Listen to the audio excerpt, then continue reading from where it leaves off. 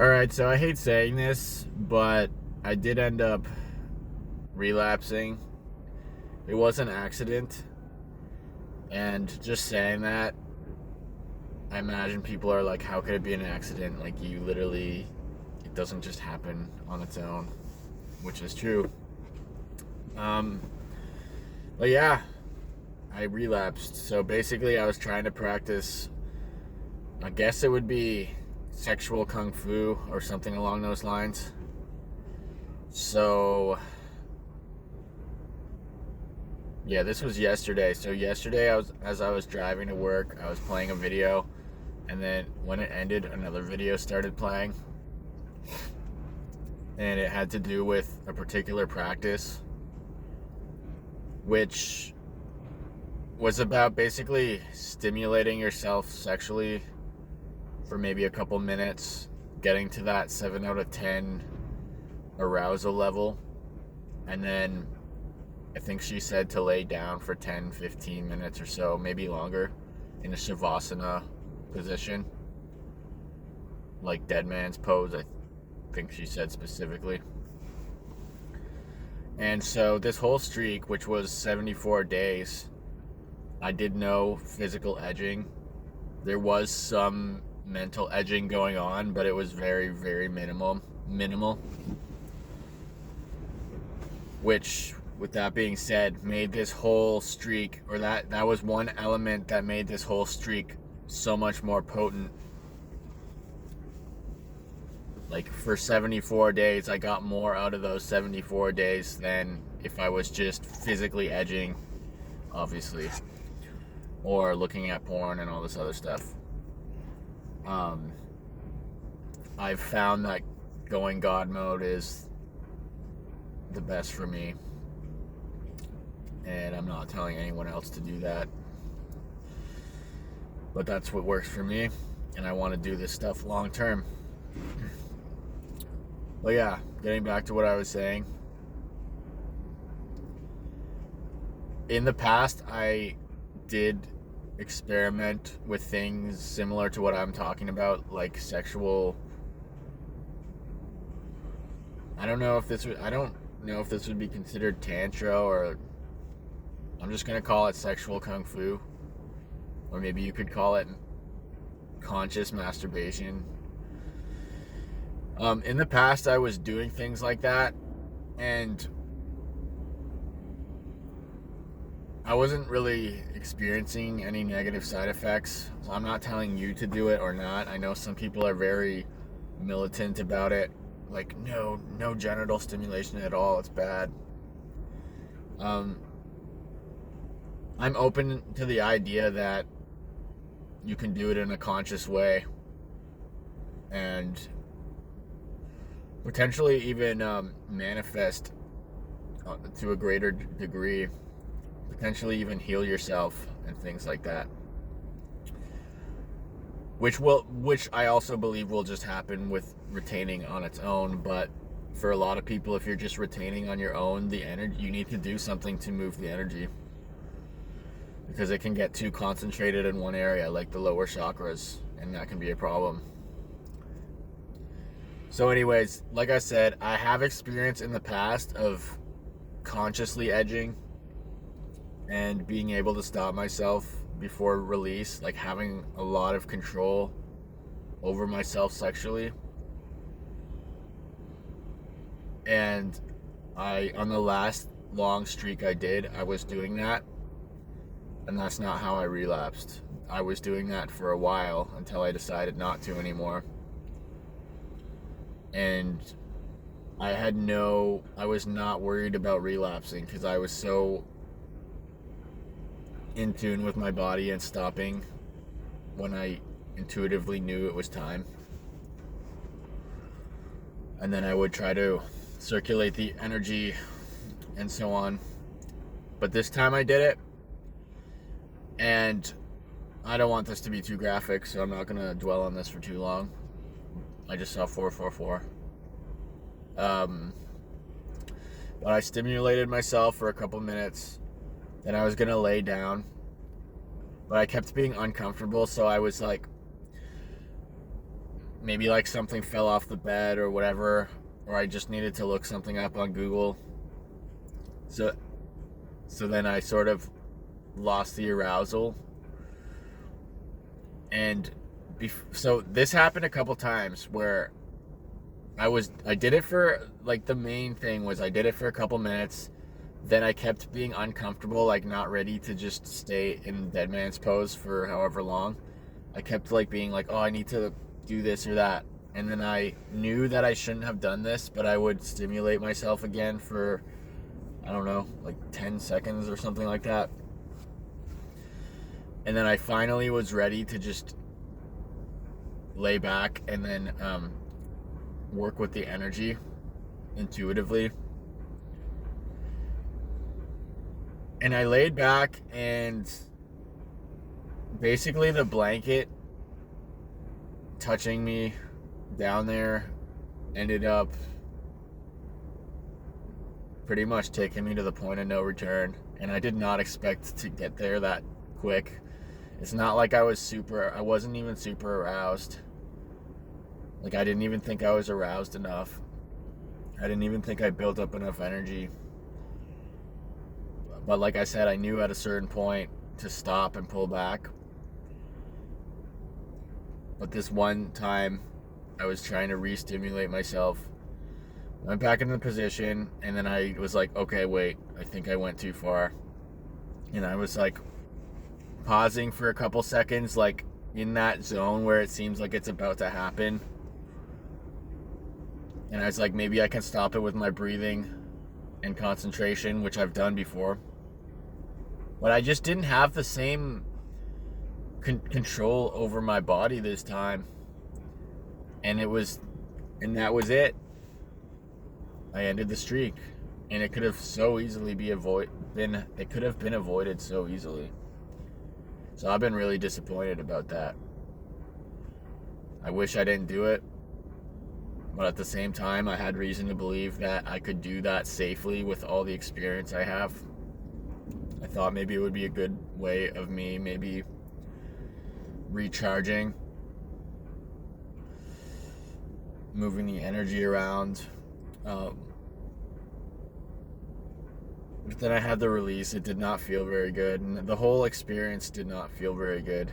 And it was just my whole 74-day streak was over. And I was so sure of myself that I was going to get to 6 months minimum. There's no doubt in my mind. I felt absolutely confident in myself. And I don't want to say all the progress was lost, but progress was lost. In a sense. There's progress from the sense that I'm gathering more self-knowledge and experience. But as much as maybe this video could be giving people value, I still wish that it didn't happen. There's 111. I'm disappointed. And so I'm just being vulnerable, guys. I know I could have gotten to 6 months, but I didn't. So I've been learning about how to snap out of this one in the last 24 hours.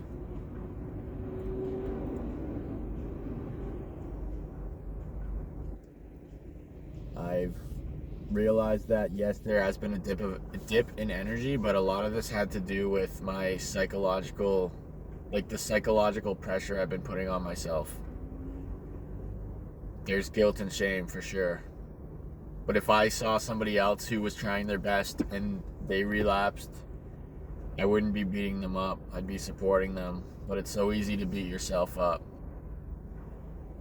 And it's so easy to just not see it for what it is. Like, before 2026, I started my streak. Before January 1st, when everybody it's like, I'm going to do it this time. I'm going to go to the gym. I'm going to blah, blah, blah. This is my New Year's resolution. I started it, and I went, like 2.5 months. So it's a good start to the year, and then in that time, so much has been done. So many new revelations have taken place. So much progress has been made. So many things that I was behind on, I've been getting done. My living situation is better. My fitness is better. My eating is better. I'm starting to pull away from certain foods or treats that have been that are just not good for me. I'm naturally gravitating away from those things.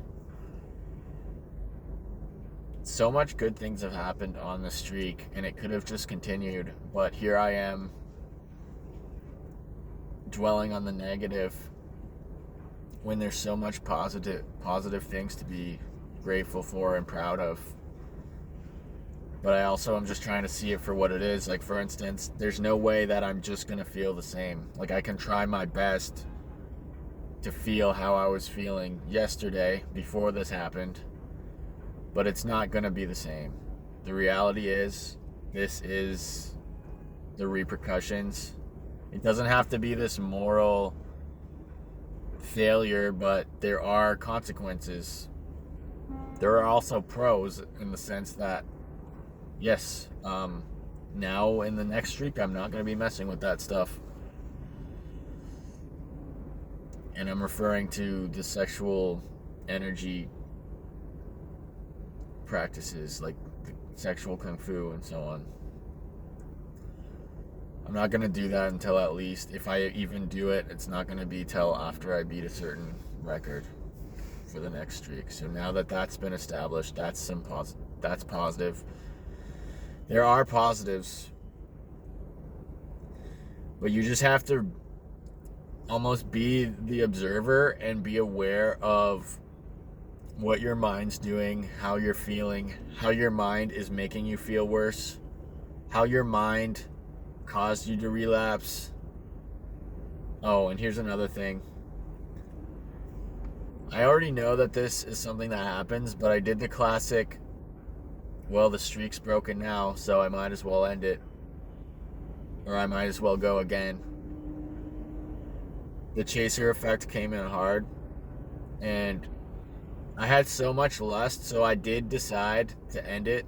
I did decide to release again, which I wish I didn't do, but I just made it a concrete decision to just release again and then start fresh the next day, because my brain was just it was in so much lust, and I knew that it's like, if I didn't release last night, I probably just would have today. Obviously, I can't know that for sure, but that's just that's what I was sort of realizing intuitively. So I did make a conscious effort, or a conscious decision to end that,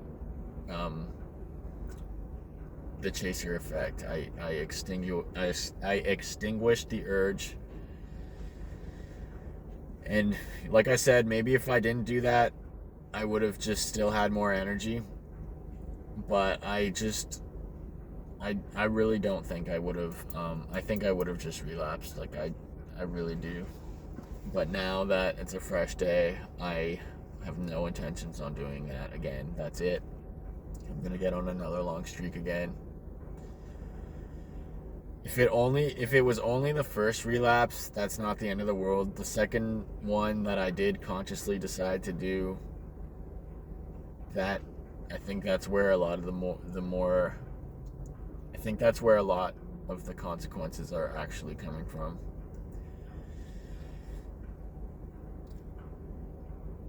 But like, I was aware that was the case. I was aware that would probably happen. I'm not trying to play the victim here. But yeah, so how I'm feeling, I definitely felt like shit after all that, and then I went to bed. I didn't end up working out that day. I didn't end up working on my music. I didn't end up meditating, but I did just acknowledge, okay, this day is it's the end of the day, and this is what happened. I'm just gonna accept the loss and then start fresh and just not allow it to go any deeper than it's already gone. And so today I'm gonna do all the things that I would normally need to do today. There is part of me that wants to, for instance, work out how I was going to work out yesterday plus the workout I was going to do today, which is a slippery slope. Sometimes it's good to just cut your losses, but now that my brain almost wants to make up for yesterday, I might, and that could also be too much psychological pressure. And if you're trying to do too much, you might end up, something might crack in the future because you're taking on too much with that mentality.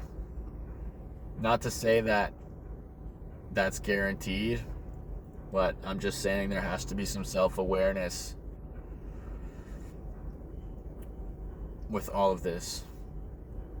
That being said, I'm still going to try to work out extra today to make up for it, even though I just said there could be negative consequences, but every decision can have negative consequences. You just do the best you can with the information you have. But there's no reason why I can't do the things I need to do today. And as I'm doing my practices, I'm feeling the momentum building up again. It's just, it was going like this, there's a dip, but it's kind of like the stock market. It's like there's all these little ups and downs, but as long as the main trajectory over time is going up, then what more can you ask for? There's going to be dips. Even if I don't relapse, there's just going to be dips in life. There's going to be times where my energy isn't as high. There's going to be times where someone passes away and I'm down in the dumps for a while. There's just a fluctuation of energies and emotions, and you just do your best to ride that wave without drowning.